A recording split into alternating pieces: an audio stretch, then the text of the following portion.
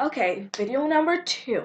We've discussed that I'm unavailable from 9:30 to 3:30, but I'm still able to get some stuff done between classes. And I've talked to you about how you can make the best use of your time commuting, maybe picking the kids up, and so on. Now, even if you're taking them to practice and you don't have an active role in their practice, you can still get stuff done. Remember, this is all about being productive and making the best use of your time.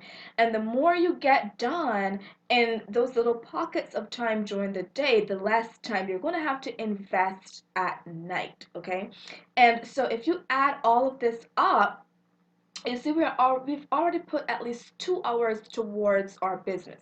Even though it doesn't seem that way, we've put 2 hours here and there towards bettering our business. So 4 to 8 family time. And I told you all about my family time. This is when she runs the show. There's time in there, of course, she's going to do her own thing. She's going to be playing with her toys. And this gives me the opportunity to check my social media if I need to respond to emails, respond to messages, whatever.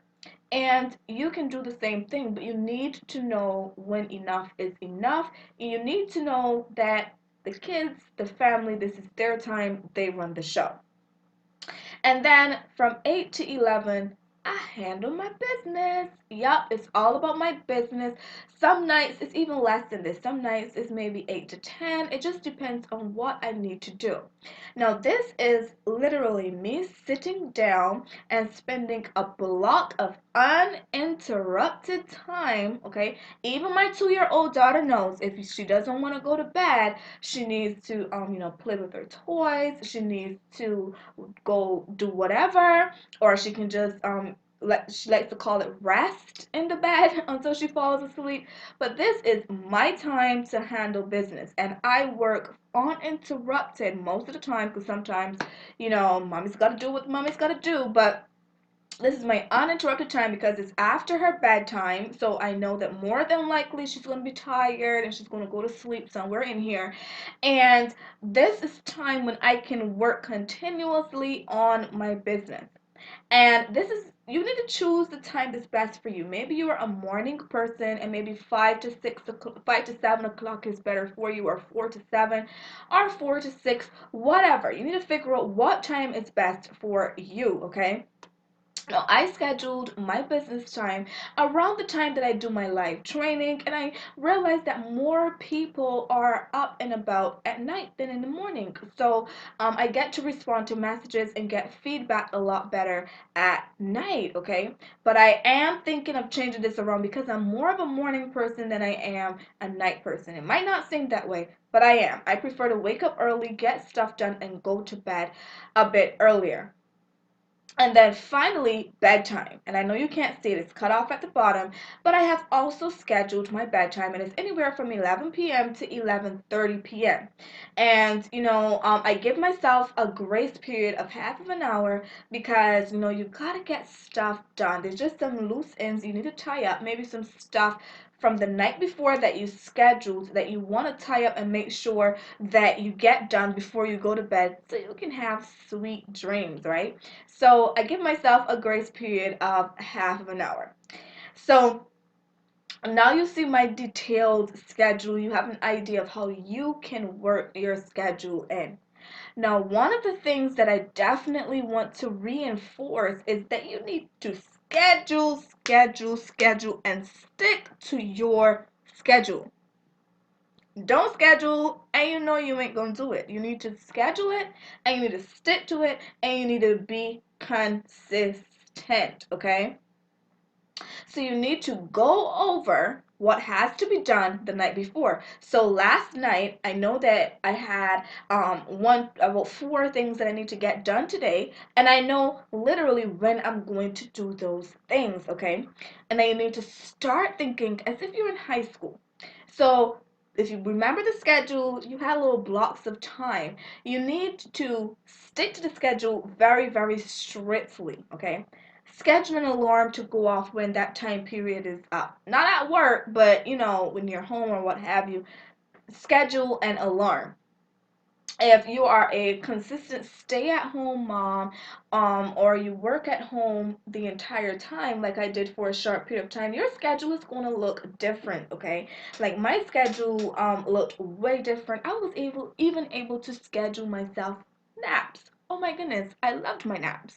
I was able to schedule my naps in. So depending on what you're doing, you just make your schedule to suit you and use apps to your advantage. There are apps out there that you can use to schedule certain things, even if you want to use Google Calendar, which is a newfound, okay, I should say newfound because I knew about it, but someone kept on reminding me how awesome Google Calendar can be for an entrepreneur, and I'm now a believer. So that's something that I use, and I use the alarm on my iPad to remind me, okay, it's time to switch. And you need a switch, just like at school when you hear that bell, you see the kids just borrowing out of their classrooms, you need to do the same thing, okay?